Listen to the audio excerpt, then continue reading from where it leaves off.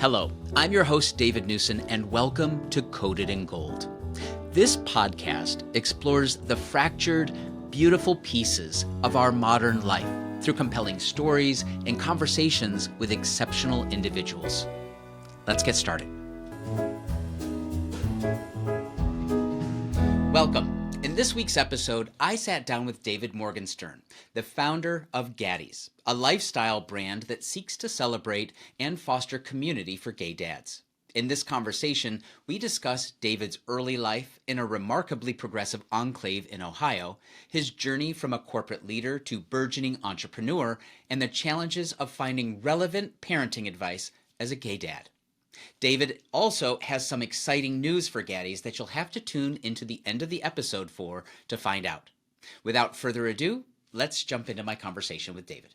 I do like to start with, how we met. I like kind of origin stories. I think it was as simple as, we actually had Paul Sullivan on a previous episode. So, folks are familiar with, well, hopefully they're familiar with Paul. If they're not, he's the founder of the Company of Dads. And I got an email and Paul was like, David, you should meet David. And he's in Portland. And then we met, and it was really, really fast for me, where I was like, oh my goodness, you've got to be on Coated in Gold. Like, this would be an amazing conversation. So welcome. With that, I just want to turn it over to you, like a little bit of, kind of self-intro and more on the personal side. Where'd you grow up? What was it like? Those kind of things. Yeah, cool. So you can probably, this is my Cleveland wall behind me. My husband was like, you can put all your Cleveland sports things down in your office where I don't have to see them. So that is where they all live. But I think I'm someone who grew up in a very diverse environment where we talked about diversity and we talked about inclusion and we talked about all these different things that made the world what it was, and that sort of spurned my interest in putting myself in uncomfortable situations and sort of saying, hey, I know what's going on in my mind and I know what my life is like, but I'm much more interested in understanding what does that mean for other people. Sure. So that sort of took me to wanting to study history. And at the time, my sister was living in China. My grandpa, who sort of my best buddy, he worked in Japan for 50 years. So I was very interested in the two of those and studied modern Japanese and Chinese history. And then, like anyone else, ended up working in financial services. So thought I was going to be a teacher, didn't get into the programs, dealt with that, and then ended finding out myself working and living in New York, which I'm glad I did in my 20s when I had no understanding of what life was like and no expectations, and sort of the very classic four people in a one bedroom and putting all those pieces together. And even then I think sort of the LGBTQ community played a really big part in my life. And at that point it was sort of finding ways to volunteer. So working, as a hotline counselor on the Trevor Project, or having fun and playing in the sport leagues. And I think professionally, there was a pretty clear path for what I was doing. But for me, a really big turning point was definitely in my early mid-20s, started getting sick and sort of learning those, I think, perspective that you hear people later in life talking about of, on the tombstone, no one's going to say this is what your job title was. And so for me, it was a little uncertain for a while of what is work going to look like for me in the future, and really took that equation of work is just work. And if I was going to do it, I wanted to find something that was more connected to things that I was passionate about. And certainly sort of sports and LGBTQ were one of those. So I pivoted, got an MBA, made my way to Nike out in Portland, which is where when we moved to the West Coast, and said, let's go give this a try. And then had a series of jobs that started in supply chain. And that was super fun during COVID. Let me tell you that. Working really where you don't want to be during COVID. Yeah. Right. I will say thankfully, I was CC'd on all the emails. I wasn't the driver of any of it. So there was that piece.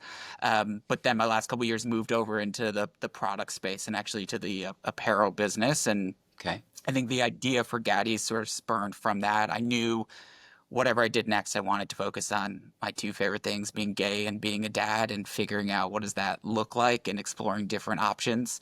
And sort of this idea of having a little bit of background now in product and how do you connect people, and that very real use case for queer people and queer parents specifically of Sure. being at the park, thinking you see other gay or queer dads and, finding a reason to go talk to them, and then their cousins who live in Northeast Portland and just have earrings, and you're just like, mm. So I got excited of like, what is this?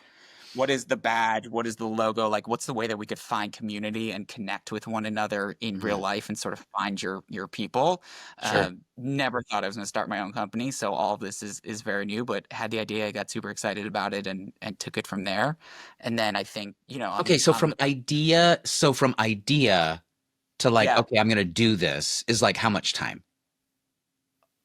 like 2 months. So I think I got Okay, the you're idea. moving fast. Yep. Yeah, what is it? We're April 2025. I Yeah. think I started working on just this idea of what if you started a brand or a company for gay dads in like August of 2024. Wow. Started doing as much research as I could because there's no data on any of it. Those conversations sort of helped influence how I was thinking about the company, and then went live with the website December 2024 Okay. and sort of keep continuing to improve and iterate. So feels like it's been 30 years, but some people are sort of reflecting of it's been 5 months. So putting it there. And then I think for me it's always sort of dad first. My husband and I talked about kids on like our first date. So that was sort of always the plan. And I think when I sit and Wow. measure who I am as a person or how I'm going to Yeah. measure the quality of my life, certainly the dad piece is first and foremost. So figuring out, hey, how do you start a company and not let that impact your time? Or I'm sort of, I think as in Paul's terms, right, the lead dad, the Hey, primary Dad. dad. So it's daycare drop off, daycare pickup, doctor's appointments, all of Yeah. those things. But definitely someone who cares a lot about bringing people together and loves I think when I was playing basketball, like the assist was always my favorite play, so I love the connection, and certainly now stepping into a very different realm where this giant global community that in Mm. some ways is so small and connected and in other ways is so disparate. I think one of the fun things about Gaddies is that everything gay dad publicly related to this point tends to be very much about a particular couple, right? So if you think from a marketing standpoint, it's like here's this couple and their story, and Yeah. Gaddies is going to get to create this platform and this connection that's really focused on celebrating all of us and telling that story through us. But that's also what makes it pretty different from anything that has been out there, which is exciting and overwhelming. I'll be honest. Oh Of yeah. Yeah, yeah, yeah. like, And oh, are you this is actually a good idea. Now I need to go and do it. what kind of traction are you seeing? I mean, it's very, very early, but like early Yeah. indicators. What are you seeing? Yeah. I mean, the indicator is like, yes, more of this, right? And so I Sure. think Yeah. as the one person sort of sitting in my basement again, it's and wearing the entrepreneurship hat, on one hand it's amazing, right? Like you have this idea, you found this gap in the marketplace, you're sort of stepping into this open space opportunity that no one has tapped into. And the reality is no one's tapped into it because one, it's not a giant market, right? So if you're sort of thinking like, hey, what is an opportunity Sure. where I can go make $1 billion, like this Right. probably is Not it it. right now. That's right. That's right. And then That's right. secondly, I think for this to sort of be a thing, it has to be clearly from the community and sort of for the community. And so coming from a gay or queer dad and building it for us. I think one of the things that I heard during all of my research, which has definitely been true, is that there's a lot out there and a lot of conversation around the formation of the family. It's like, hey, how do I become a parent? But then once you become a parent, it sort of drops and there's nothing, right? Oh And yeah. so there's also this notion of when I was doing this early on, you sort of had a couple different business paths that you could go down. You could say, hey, I'm going to try to just build this community and then figure out how do I monetize it or how do I make it a business later. Or you could say, I'm going to build really great products specifically for a community. And that's the route that I went down, but it doesn't work without the community piece. And so figuring out the balance between the two and the balance of stories of how do I have the gay dad who's a gynecologist talking to you about here's how you clean a vagina at birth, here's how you Yep. prepare for in your pediatrician, here's how you prepare for menstruation, here's how you prepare for bra shopping. Because I also think there's a depth that's needed in terms of the types of conversations you're having, because everything also does tend to be very focused on the newborn stage. So how do you pull in dads that, have a 6-year-old, dads that have a Right. 12-year-old, dads that have an 18-year-old, dads whose kids are, partnered, and it's like, hey, how do I meet this family and understand what those different dynamics are? Wow. Yeah. Yeah. So for all those different pieces, and then I think the to your question of what is the reaction, just excitement, appreciation. I think one of the really cool early moments for me was this person, reached out to the Gaddies Instagram and was like, "Hey, my husband and I, we're going through the adoption process right now, and we've run into this legal hurdle. Do you know? So, could you connect us with someone that might be able to help?" And that Wow. was a cool moment because I was like, one, oh, this person thinks we're a real company, right? Like they just reached out to, they're like, hey, Gaddies, you exist, and you're here for gay dads. That's So right. that was a sort of a cool, like, no one knows what's going on, behind the scenes or whatever you might want to feel.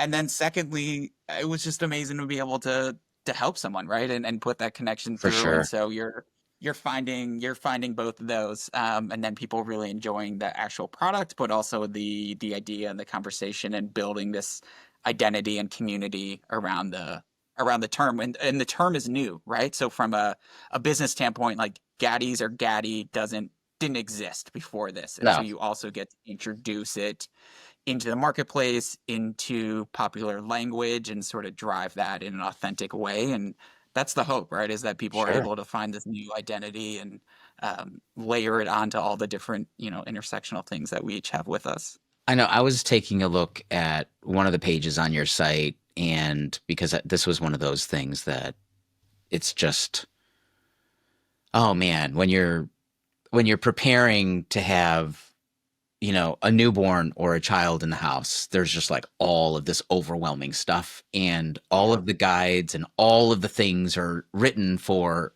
basically everybody else, right? Yeah. And Yeah. it's like, oh, here's like, and in some ways it's like, okay, I get it. A stroller's a stroller, right? Like, however, right? Like for us, for example, like one of our things that we're committed to is like traveling as a family, like international travel Mhm. as early and as Mhm. frequently as possible. That is one of the Yep. things that we do.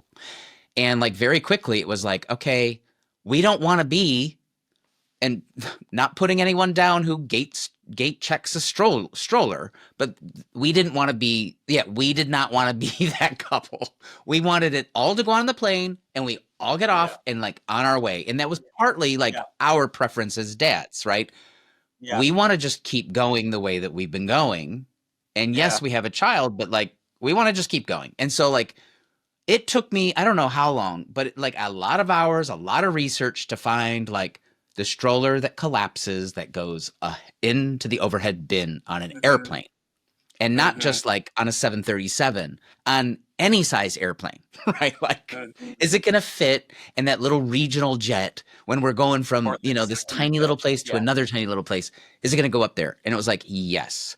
Or like the stroll or the car seat, like managing the car seat onto an airplane when like because our first trip he was 18 months old, and Mhm. so like okay, we had a car seat, he was rear facing, right, and we had to figure out like, okay, does this thing, how does it go in, like I don't want to be futzing the whole time and the whole thing. Yeah. And there wasn't. And so I go to your website and it's like, oh yeah, the Gaddy's Guide to the Right Size Stroller. Awesome, right? So now you're talking about content, you're talking about strollers, you're solving a problem, but it's like Yeah. framed from like a perspective that we want to see, frankly. Yeah. And that we Totally. haven't seen in the past. So it's super, super cool.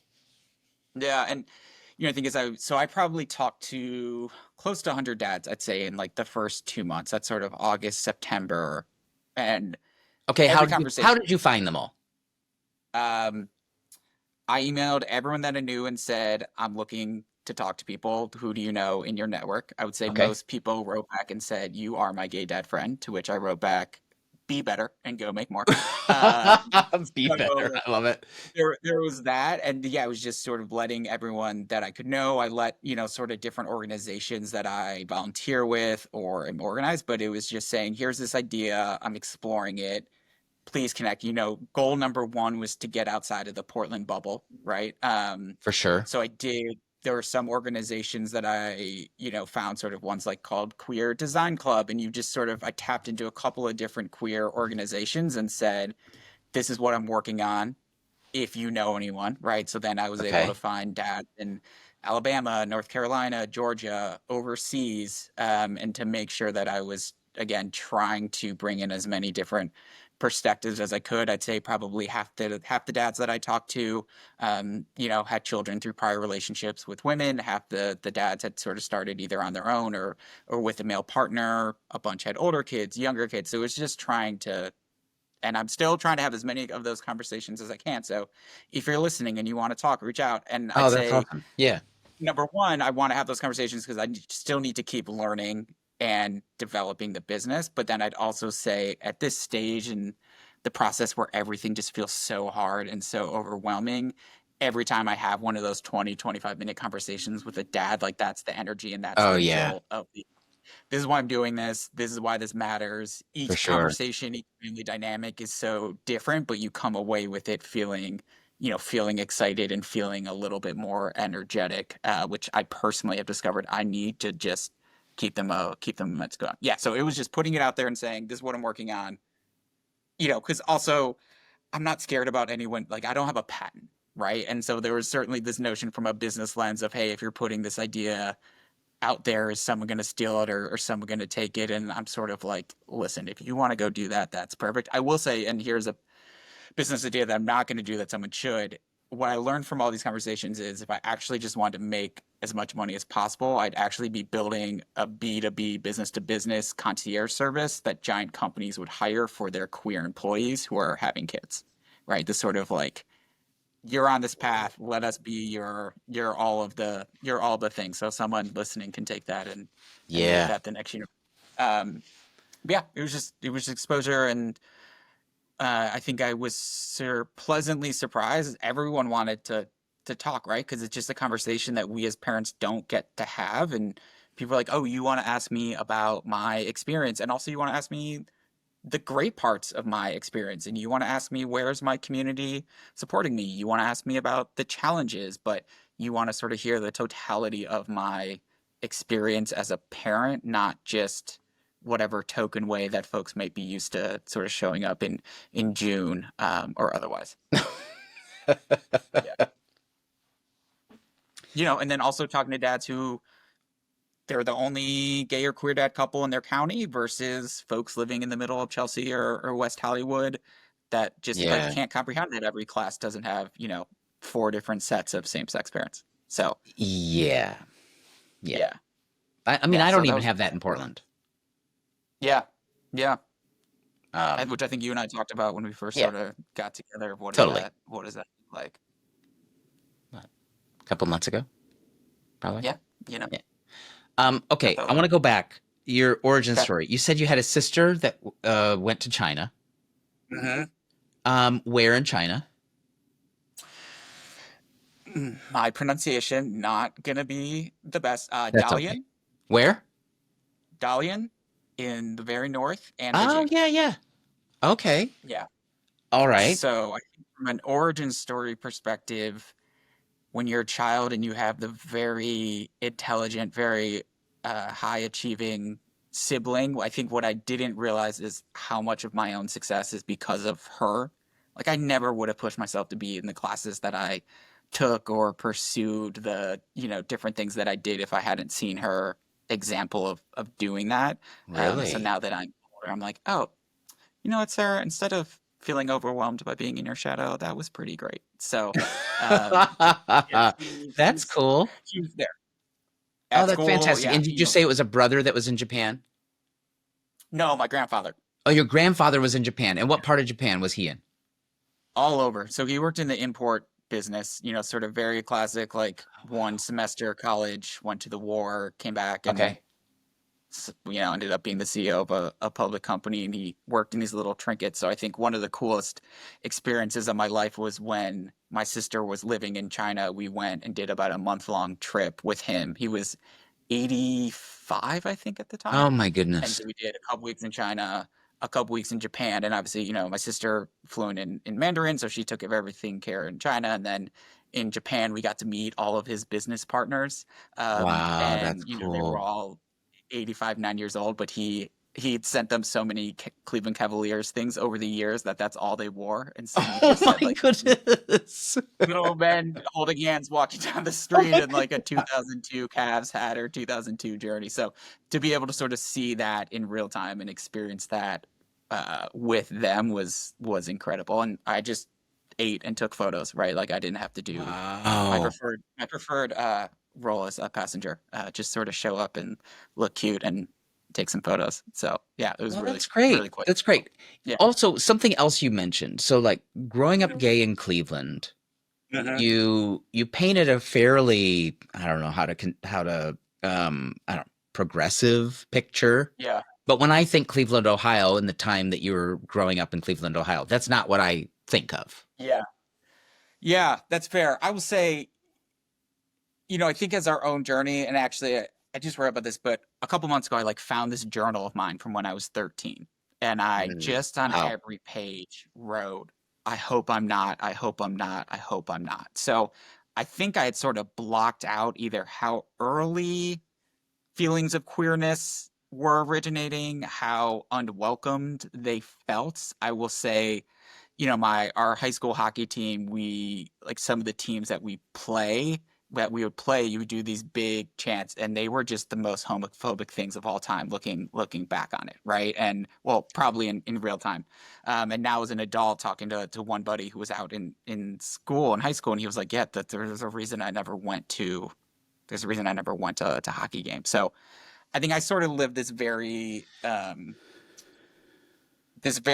privileged experience in the sense that like I played sports, my mannerisms were straight back. Like I sort of was able, it wasn't ever forcing anything, and I didn't get alienated. I didn't get picked on. I didn't get like any of that. Again, looking back, I do see like, oh, it was really a big struggle that I think I'd sort of ignored, but I was able to operate and exist pretty seamlessly in straight environments that aren't always true for a lot of our community, and so Sure. I didn't feel a lot of the pieces and elements. Though it definitely was certainly a big struggle and a big piece. And I think my grandfather was the last person I came out to, and I was sort of the most nervous about, even though I knew it was gonna be. And he just was like so excited for me. And then you find out like he has Grandfather all was these very excited for you. totally excited. He's like, "Oh, you need to meet Dan and Barry and Eric and Richard." And Oh like I my was like, "Oh, look goodness. at all these gays that you're friends with that we didn't know about." So, he's like, "Oh yeah." Yeah. So, again, sort of I grew up in such a safe, warm, welcoming family that I think a lot of those pieces of what you talked about were very real.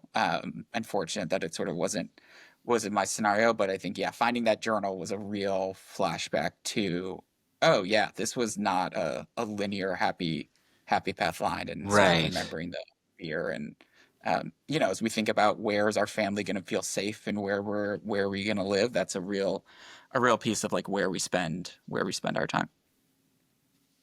Do you think about that now?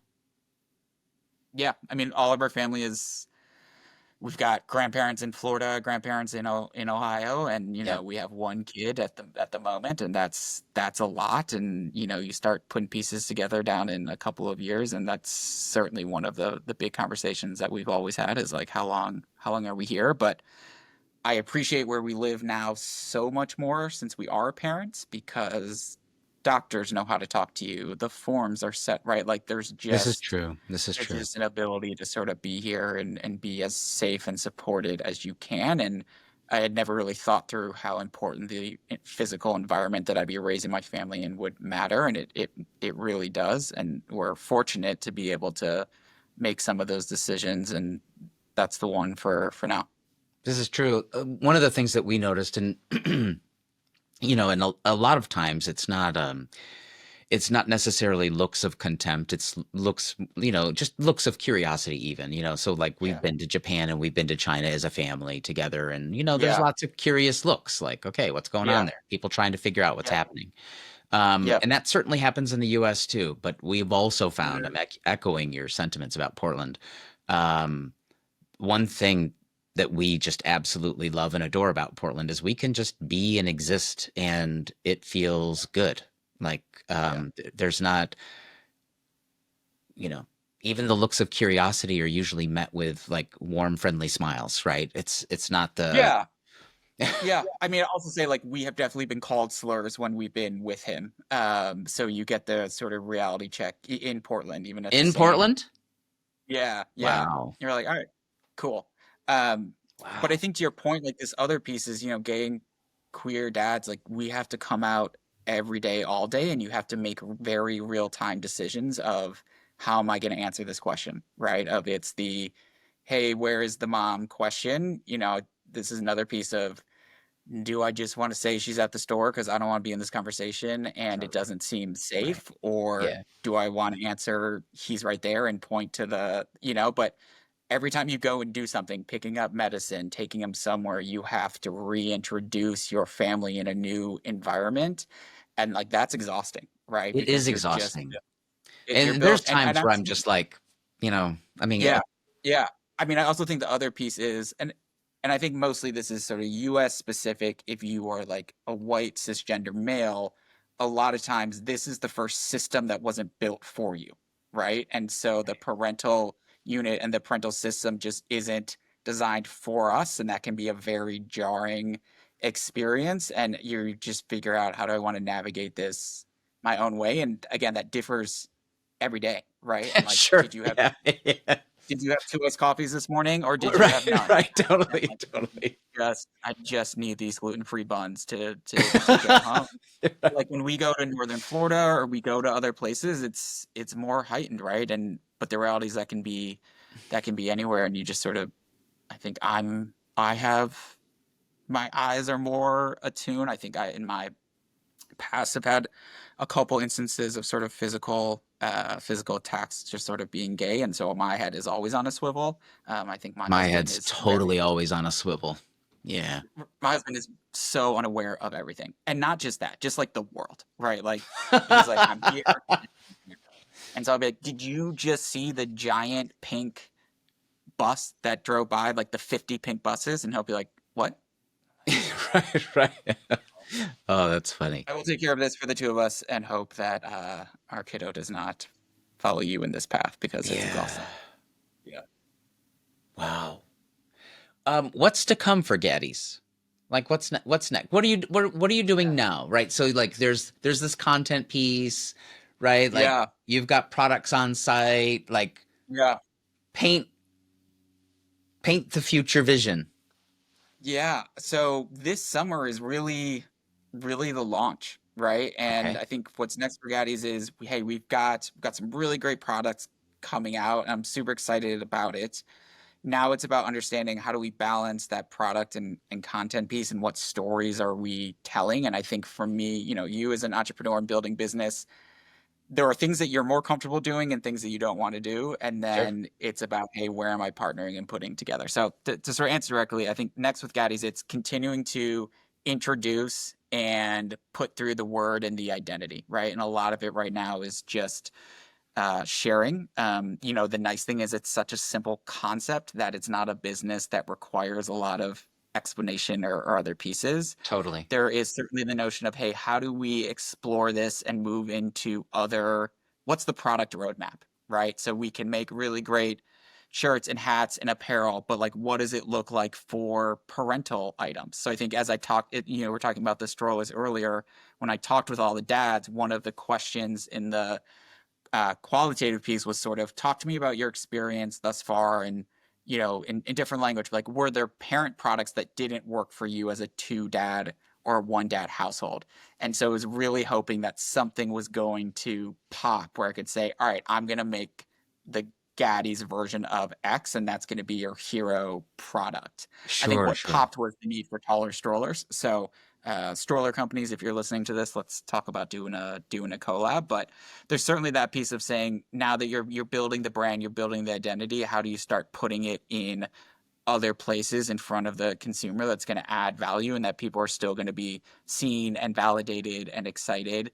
Because I think the words that I use are sort of celebrate and validate, right? And Mm, that's the mission of this company, is yeah, really to speak directly to a group of people that no one has done that previously, but you can't do that in a lazy way, right? Just because you have this fun branded word and this fun idea, that doesn't mean that people are going to buy in and be into it. So right. the product roadmap is certainly one of the pieces, and then starting to tell the different stories. I'm excited. We're going to start working with someone. We're sort of calling it the Gadvocate, right? And sort of putting Okay, together some pieces okay. of content around how do you advocate for your child in certain instances at different ages? How do you sort of overcome, hey, I don't want to raise a fuss because we may be the only queer couple at this school and we sort of want to quick by it. But I think one of the other themes that actually came out is a lot of gay queer parents, they feel the need to qualify their parenthood because so Totally, much of the totally. conversation focuses on formation.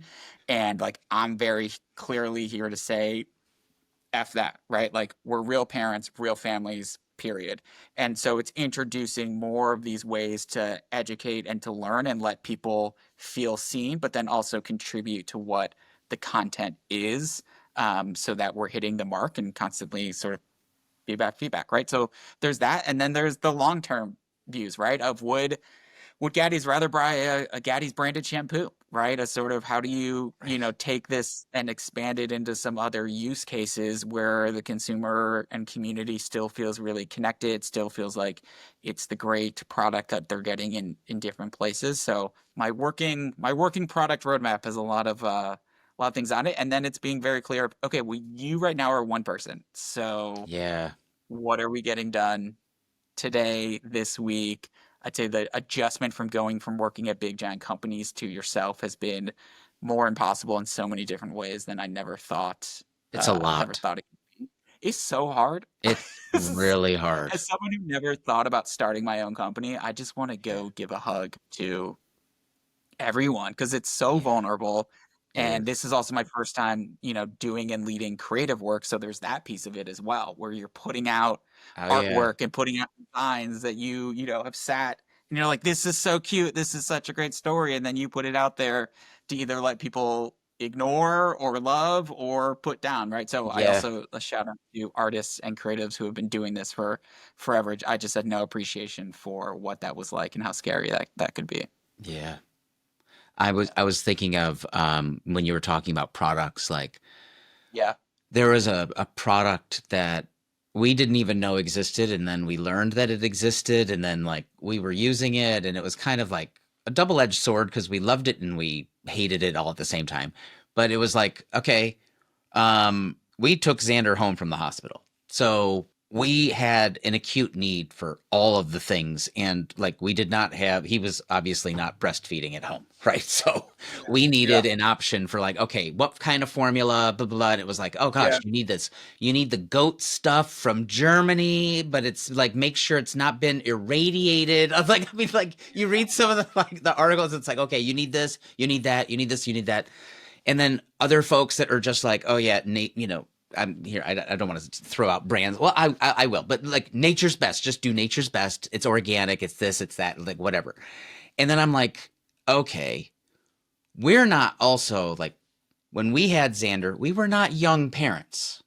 We're Mhm. not young. I'm going to stress that again. Not young parents. And I actually Mhm. hats off to all parents because I don't like sleep deprivation at any age is not fun. No. But it felt, and I guess I don't even have a comparable to like it happening in my 20s or like 30s Yeah. because it didn't. But like, I just have to say for the two of us, it just really hurt getting up in the middle of the night every couple of like, it just felt like you were like not getting any sleep. And so one of the things was like, we were fortunate enough to be like, okay, how do we make this as easy as possible? Like, how do we make this as easy? And there was like this device the baby Bretza or something or whatever. And it's Oh, like formula at the top. Yeah, yeah, it's got like, water in the back. Middle of the night, you go down and you like push the button like an espresso machine. And it's like, brr, it dispenses like your formula. You shake it up and like you're good to go. mm-hmm, That thing's mm-hmm. amazing. But I will say, like, we were Not an ad. constantly taking that thing apart and cleaning it. Yes, also that part. And that part was like, okay, no one told me about this Yeah. part. Well, or so a couple things. One, and back to your earlier question, what's next for Gaddies? It's definitely getting out there and continuing to meet the consumer community. So we're doing a booth at Eugene, Oregon Pride, end of Oh, June. We're good. doing a Okay, booth cool. at Portland Pride late July, and then we're going to Provincetown Family Week the last week of July. So if you are We going to haven't been to be, that. We've thought about going there. this is going to be our first time. Oh, okay. Come on down. Yeah. Oh, wow. So there's that piece. Uh, no one tells you as a parent that clipping your child's fingernails, A, is the worst experience of all time, and B, happens constantly. I made him bleed. I think he was like 3 weeks old, and I was doing it, and I haven't done it since then. I'll be honest. Rafi does. I was like, this That's is what my new happened thing. here. I did it. I made him bleed, and I said I tapped out. I'm like, I It's can't do it. awful. Yeah. It's and then we had him during the great baby formula shortage era of COVID. And so not only were Oh. you trying to figure out how to do it, but like you were calling every insert Um. whatever store around you and then like driving 10 miles you would get there and they would be out. And then you'd go home and Oh. you'd get ping from someone on the Gaddies group chat like this store 17 miles away, someone just saw a delivery truck coming. It's he would like go and drive there. And you just would have all these parents that were just a mess emotionally and physically. And it felt like, one of those toy runs in Christmas where everyone's trying to get the same thing, but it was actually just to keep your child alive and healthy. So Totally. um, yeah, and what was also interesting, so they were born right after vaccines came out, and so the hospital actually let us know that there's this little micro generation that they were calling the coronials, so children of millennials born in Corona. Oh And I my just thought that was, goodness, I was like, coronials. you are so good at branding. That is amazing. So yeah, we just talk a lot about our little coronial, and Wow. all the things that came with it. But yeah, those fingernails. And now I'll just look and I'll be like, oh, your nails look great. Thank you, Rafi, for taking care of it. Will Yeah, not be I me. can't do I can't do the fingernails. I can't. But And then I the don't other even piece, think I think he uses the scissor ones too. Like oh no. oh But then yeah. I think one of my favorite parts of like being a gay or queer dad is just existing in straight dad group chats and just causing chaos. Paul and I were talking about this as well. Like just being like, did any of you do something to help your partner today or your children? Or they're like, what are the kids getting for the holidays? I don't know. We'll see when all the gifts come out. And I'm just like, Ooh. let's do better. So that part is super fun. Because like most of that are some folks that I've met recently, and Rafi's like, you don't know these people. And I'm like, but I'm authentically myself. So we're here. And since I was like 7. So part of it is just trying to get everyone to raise their standards and do better and have a little bit of fun with it. That's Because I great. think the other piece is from a from a content standpoint, some of these things that we're creating don't exist for any dads, right? Like there's no one out This is there true too. here's how you prepare for menstruation or here's how you prepare for bra shopping. So there is this overlap. And I think from my core consumer are the dads or the dads to be, but then I also have this really amazing community, my gaddy baddies, right, who are sort of the women that are big advocates for the community, want to show a different way for their family's lens, and they're like, my male partner needs this, right? So you're able to sort of Wow. hit these different groups without necessarily building something specifically for them. And that's when I think, as I start ticking off all these things that I want to do that haven't get done, I think that will be a pretty interesting, hey, how does this actually just create a really cool needed space for folks in general that's done in an authentic way and focusing on those conversations that at least, we've been able to find haven't occurred yet. I'm looking at your Gaddy issues page, your blog on Yeah. your Yeah. on your website. And you've got the Gaddy's Guide to on the fly diaper duty. Yep. This one made me smile. Oh, Um, great. I mean, totally made me smile. I mean, actually, they all do because you've got like the Gaddies Guide to Where's the Mom, Yeah. and you mentioned this already. Like, there's a, you know, at least for us in the beginning, there was a little bit of like badge of honor. Like, you wanted to share the story when people Yeah. mentioned it, but like then it Yeah. hits a point. You hit a wall with it because you Yeah. start seeing a pattern in communications, with people, Yeah. Yeah. and it's exhausting. And you're just like, why do I like? There's a badge of honor part. Like, okay, I get it. Like, okay, I'm gonna share, and I'm gonna, but nobody else has to do this, right? Like, who else has to do this? Somebody tell me, right? Like, you know, Mhm. um, this happened just yesterday here in Portland, right? Which, Mhm. not a big deal, but like, okay, we were going to, the Oregon Symphony had this really cool thing yesterday that was on like outdoor adventures. And so like it was kind of like there was a guide, and it was for kids too, right? So it's Oregon Symphony, a guide kind of taking us through different locations, like guiding us through like what timbre meant and like different, musical definitions. It was a super cool experience.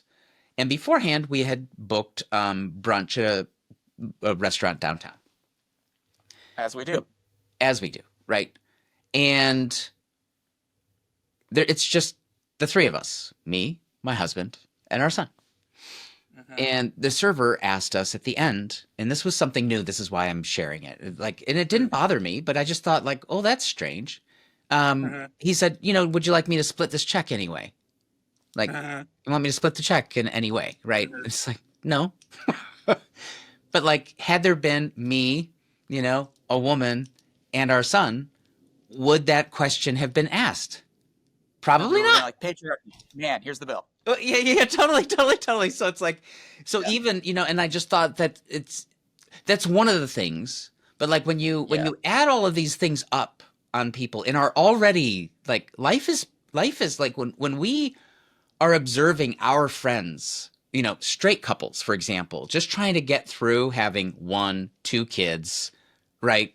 In a like Yeah. the school, like the daycare, the this, the that, all the activities, all of the things, and juggle work and juggle parenthood. That alone is exhausting. Yeah. And then And you add to it, and there's times where, we find ourselves sometimes, and we don't, does it really get us too far down? No, you build up a callus to it over time, yeah. And you build up your stable of answers. and you build up, yeah, your stable of answers, and you've got them. But there are times where, like you're a little extra tired, and you're just like, come on. Yeah. Oh, I mean, I'll say one thing about having strong eyebrows, no one is ever like questioning how I am feeling How right now you're about feeling. and I don't have the energy. But I mean, like all this is anchored in like the most immense gratitude that this is a thing, right? And I think one of the things I've been saying a lot about Absolutely. this brand is that like queer and gay dads have existed for eternity, right? So that's not new, but what is new is the opportunity to be doing it authentically.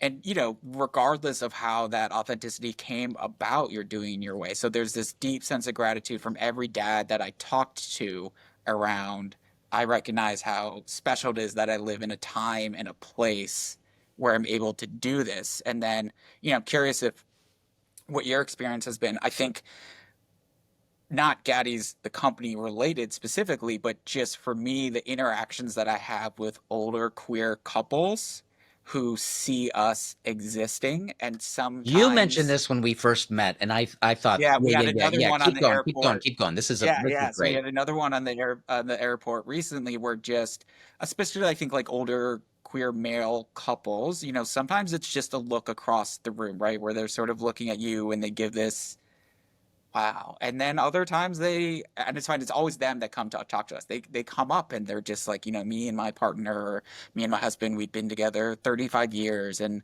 we would have loved to have had kids, but that's something that was impossible back then. So it's just so amazing Yeah. to see you.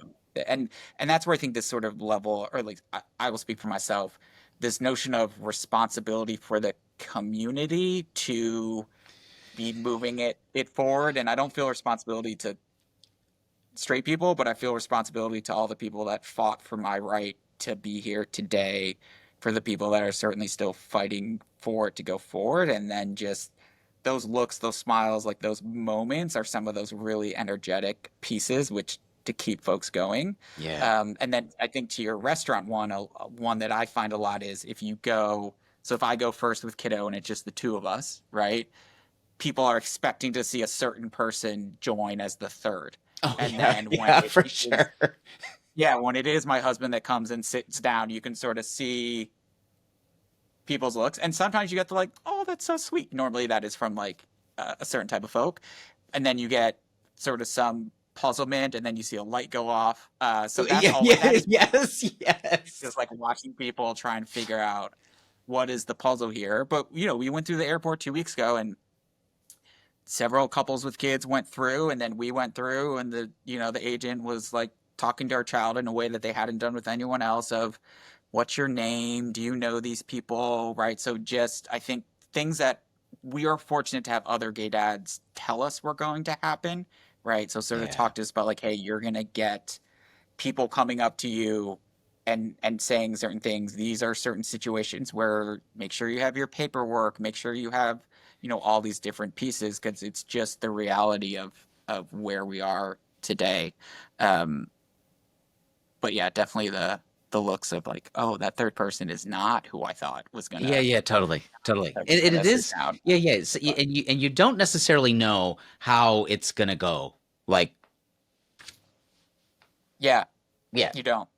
I think um, in some ways, definitely there have been a couple really great reminders of do not judge a book by its cover because I for thought things were sure. going to go very much one way and they turned it like this person was the sweetest human being of all time and my radar was so wrong about them. So that has been Wow. Yeah. a Yeah. Yeah. Yeah. Yeah. Yeah. I think I agree part with of the that. brand also yeah, part of the brand is also saying how do we create a space for folks to celebrate us? I think people want to celebrate gay dads, queer dads in their lives. They just don't know how to. And when you don't know how to do something, that means that you don't do it, right? So part of Gaddies is creating this. And that, again, to your point, I have some bigger dreams, some that I actually won't share on camera right now that I want to do to sort of create that. But um, how do you lower that? How do you just lower that barrier and let people step in and say, hey, this is who I want to be and this is who and how I want to celebrate. And so that gifting as a form of validation, I think is a pretty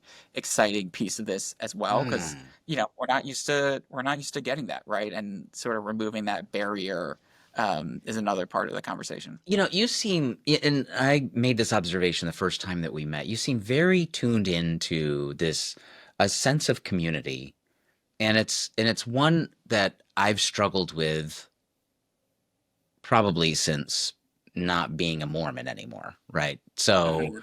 where that was that my understanding and lived experience of community was of a certain flavor for a Mhm. long time, and then that disappeared, and I was kind of like left trying to figure out how to piece that back together in some ways, or create community on my own, or blah blah blah blah blah.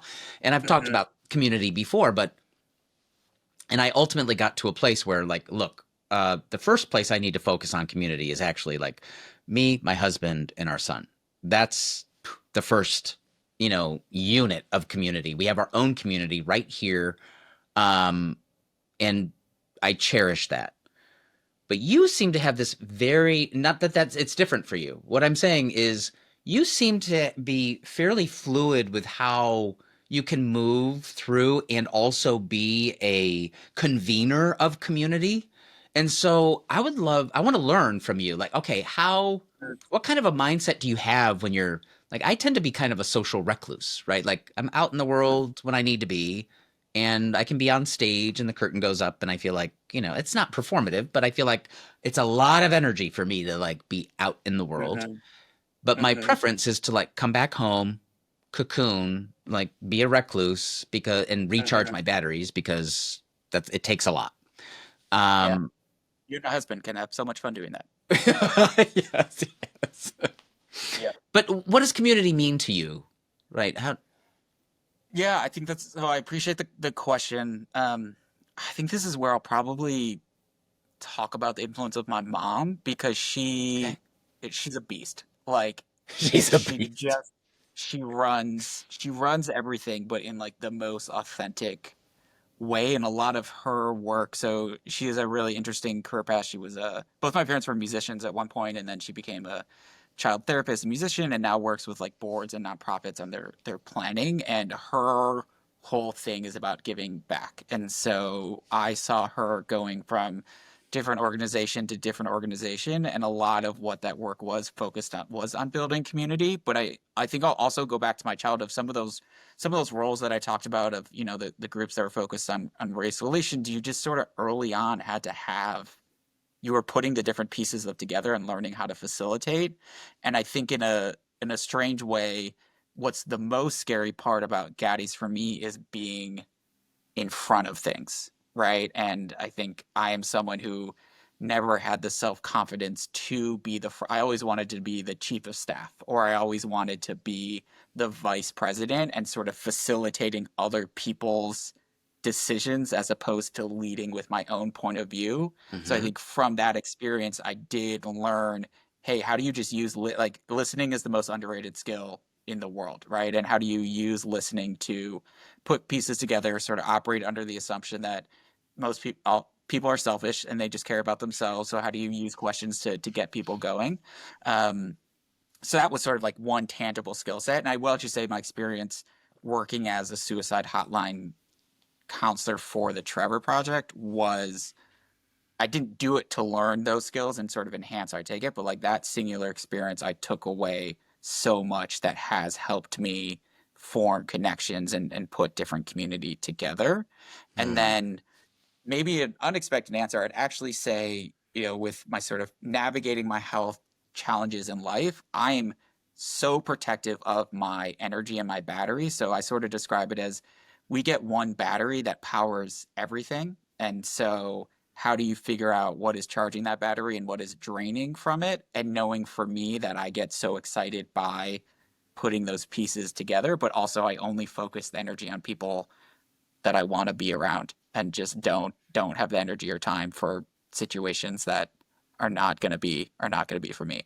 And that again is I feel very fortunate to have learned that early in my life because that has Sure. has definitely impacted a lot of how I sort of show up right now. It's It's funny, my actually husband. taken me a long, long time to Yeah, learn that lesson in life, yeah, and I don't even know if I'm good at it. yeah. Well, yeah, good is subjective, but I do But sure. think I didn't have a choice not to.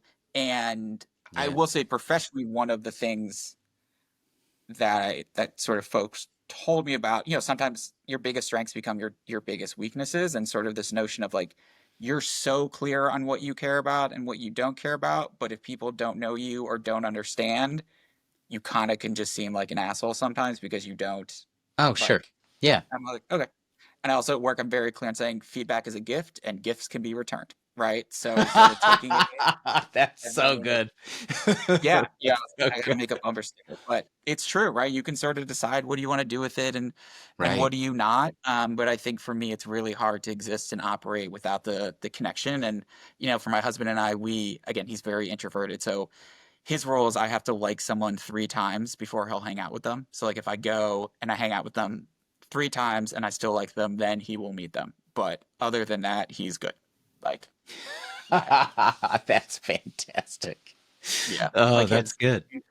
if you look at his text chains, 95% of them are ones that I have added him to. And then he has like one text with his mom, one text with his brother that's like once every 4 months.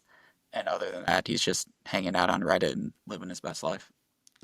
Hanging out on Reddit, living his best Yeah. life. Yeah. Yeah. Oh, that's I'm great. curious though, how has that sort of shown up for you now when you think about it as a parent and navigating what we need to be doing for our kids or situations we want to put them in? This is an thank you for asking me that. I was just saying, am I allowed to ask you questions? Because yeah, You totally are. You totally are. Actually, I appreciate it. It's an area I worry the most about, perhaps, Mhm, because we know we have to, right? Like mhm, we have to. You have to participate as a part of like being a parent. Like, well, Yeah. you know, for us, we feel like we have to participate because we want Xander to be deeply like have deep connections. Like we know connections, like we know community. Like we're not talking about you know, armchair pontifications, right? We know community, like, you know, as people age, like, you know, longevity is based in like, okay, what kind of a community do you have around you? Are you connected? Are you Yeah. engaged? Are you like and we know the benefits of community when like, I mean, I think back to even my Mormon days, like someone's sick at home, right? Somebody from church comes in and brings food for the family. Like if it's mom that's out or like dad that's out, like whoever, people show up and kind of almost intervene in your life to make it easier for a period of time because like that's what people who care about people do. And it would show up in all different types of ways, whether it was childcare or meals or, you know, whatever. It was literally whatever you needed. Um, and so I know that those bonds are really, really important. And we don't have a religious community today, right? So we're kind of trying to build community. And that feels really hard where it's like, oh, okay, is this the right family for us? Is this the right family for us? Right. And it's like, Oh, it kind of starts with yeah. school. Like, okay, who are the school Yeah. kids? Is this the right family for us? Is this the right family for us? And then we're also fighting against our own, like, we just want to be home. Like, we just want to be home or not necessarily home, but like out with Xander doing something. Yeah. And it's not from a selfish place. It's just from a place of comfort. This, like that core unit of community, the three of us, feels Yeah. incredibly comfortable. It feels meaningful. It feels purposeful. It feels awesome. And when you add others to it, it takes energy. You got to be committed to it. Like there's just a lot of things. And I think I'm taking a long time to answer the question, but I worry that that's an area that we could do better on. Yeah. I think Like play all of us, dates, right? like play dates, you know, Yeah. like, gosh, I mean, and it kind of, COVID really freaked us out, right? Yeah. So that was the time period where like, okay, he was still in daycare. And then, okay, pre-K starts where it's like school, kind of school environment, and then kindergarten. And it's like, okay, you got these play dates. And, you know, we signed up to be a host family. So people that were new, like once we were in kindergarten, people that were new, like, you know, we would, you know, and I signed up because to kind of force me to like, oh, you're going to be a host family. You got to like go and meet these people. You Yeah. know, like that's the Yeah. expectation. And I do pretty good when there's expectations. So it's like, okay, there's an expectation from someone else. I'm going to do it. And so I would do it.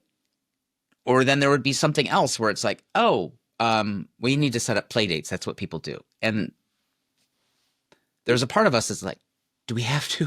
And not because we don't like other people. We do. Every time that we've had a play date, we've been really, really glad that we did it. There was connection.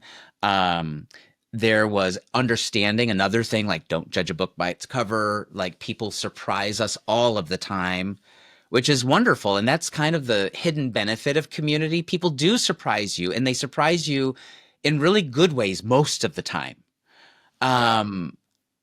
And so like, and I talk about community all of the time. Like I am a very firm believer in it. It's just, it feels elusive, and um, it feels really complex in the modern world. Like I was talking to my mom about this, and she actually said, you know, I don't know how you guys do it these days. She's like, it was easier. Like it was, and I'm like, I don't know. How was it easier? You know, my mother did not go out to work until my dad had left. But so she was she, you know, was running the house. She was running everything.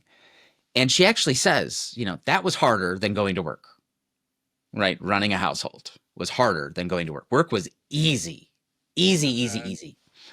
Mhm. Um, how full our lives are these days. Everything is scheduled with kids. The play date is scheduled. The after school activities are scheduled. You know, all of the volunteering at school stuff is scheduled. All of this stuff is scheduled, scheduled, scheduled. And I also worry, like, I mean, I don't, you probably don't need to read this yet, but like we've been reading The Anxious Generation, right? Where it's Yeah. about all of this, like how kids, and we worry, like Xander's always has an adult hovering around him. He's not able to just like go outside and play.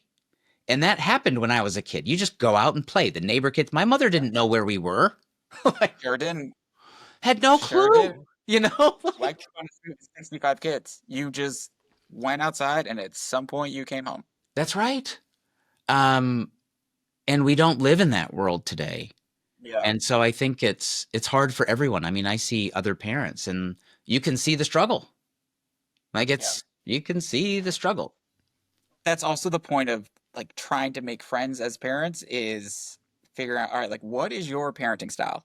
Oh And yeah. are we not even like are we there's a difference between being aligned and disaligned, right? Like most of the time it's somewhere in the middle and you're sort of Sure. there, but there have been definitely situations where like I'm not doing this, right? Like this Well, is yeah. not happening. And then when some of the people at school, and this is where Rafi's like, you can't say this, but people will be like, oh, we should get the kids together, and I'm like, I don't need more straight friends. Like we're good. That card is full. But you also realize as a parent, you have so much impact on what your child does. And I know that sounds so silly to say, Do but yeah. I did not appreciate for how much who they become is based on choices that I do or don't make about where to spend their time. I will say our pediatrician, when he was born, and we've actually really held on to that, he was like, anything that happens before age 5 should be because the two of you want to do it. He's like, nothing that happens there is gonna. So we hold That on is to that, right? fantastic advice, actually. I've never actually Googled it to see if it's true, but I love it. I don't know. So I like it. I like it on too. I like it too. I'll set up to age 8 or whatever you want it to be. And then part of it is also like knowing your kid, right? To my point of not handholding, fiercely independent from like the second born. And so you get to the Yeah. park and they're just running and they're not turning around. And every other parent is freaking. I'm like, we're good. Like, We're good. we're fine. Yeah. But yeah, parenting, I think when I realized that parents were just people, that was like a huge light bulb moment. And it was probably like week 3 or week 4. I was like, oh, my parents were just people who were trying their best and also had no idea what they were doing. Just like I am trying my best to Yeah. have no idea. Yeah, Right? totally. Like, No, it's totally true. yeah. I mean, we also Yeah. we giggle a little bit about it, but like most of the I giggle a lot. parents, I like that. More giggle. yeah, we like most of the parents of Xander's classmates at school are much younger than us by most of them by a good decade. Yeah. And we see how exhausted they are, right? Like, and their desire to like, and they'll sometimes share it like, oh gosh, just like can't do some of the things that we want to do as a couple, right? And they would, that sometimes they'll share with you and like say, how do you guys like do it? And we always look at them and we're like, we were doing whatever we wanted at your age. Like whatever we wanted at your age. We actually don't know how you do it. Yeah. Yeah. Because like live we that look life. back and we're like, gosh, when we were your age, we were picking up and flying to London and Paris and like no big deal and like living large and loving it. Yeah. And so it's interesting, right? So but it's that understanding that you see like between parents. And here's another thing that I found about community.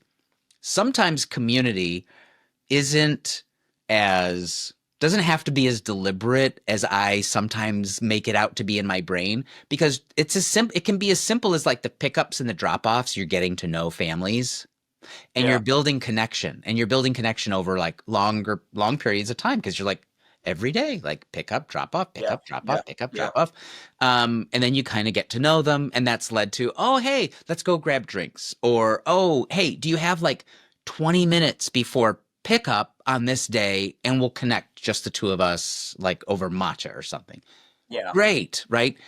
And I think there's those moments that when you cobble them all together, you're like, oh, no, this is a community. Like you are building a community and you're connected.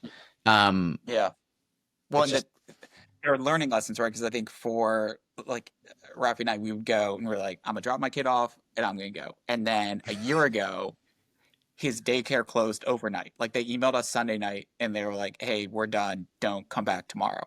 And we didn't know any other parents to text to be like, "Hey, what are you doing this week? Like, what are you doing with your child?" And so that was a Oh, small like, all right, maybe there is actually some benefit to talking to some people here. But I think the other point and part of this sort of like Gaddies and building this is like we didn't have role models, right? And so that has huge advantages and huge challenges. I think the advantages are like however you and your husband divide duties and divide things within the household is because that's how you figured out that worked for you, right? You didn't sort that's of right. have thousands of years of telling you this is the role that you're supposed to play. And part of that I think like is empowering, and part of it is also if I didn't have someone to text, we have this one set of friends.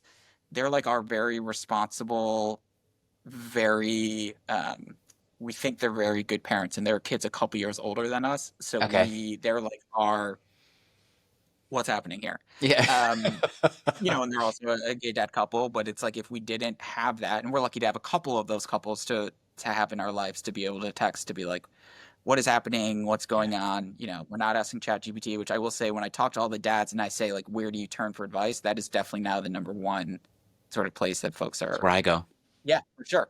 I was like, I should be Absolutely. using it more. But even Yep. little things like, so we take Rafi and I take each weekend night off. So I'm off Friday night 8 p.m. to Saturday 10 a.m. and he's off Saturday 8 p.m. to Sunday 10 a.m.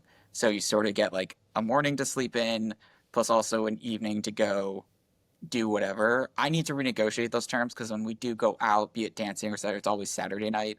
So I'm Oh. early and I'm like, but like I don't, that was just something we came up with and has worked really well for us. And that doesn't mean that it's going to sit well or work well for others, but like it's Right. something you can do, because there are no rules and we don't have the sort of expectations or figuring out what that all looks like. Wow. Yeah, no, you're right. David, this has been awesome. Yeah. This has been totally awesome. Yeah. Where can folks find out more about Gaddies? Yeah, thank you. Come learn more about Gaddies. It's www.heygaddies.com, HeyGaddies.com. And come find us on Instagram at HeyGaddies, HeyGaddies. Awesome. Cool. Thanks. Thanks so much, David. Really appreciate it. Thanks for listening to Coded in Gold. I've been your host, David Newson. As promised, there is some exciting news for Gaddies and for you listeners. Gaddies and Gays with Kids are teaming up to celebrate LGBTQ plus families. The campaign runs through Father's Day, June 15th, and puts queer dads front and center. Links and offer codes are in the description below. Next week, I'm sitting down with a new friend, Jasmine Martirosian. She is gifted in languages, an ace marketer, and an expert in group dynamics. I can't wait for you all to hear this fun and illuminating conversation. You can follow Coded in Gold on our socials for updates on upcoming episodes. Links are in the show notes. Thank you and take care.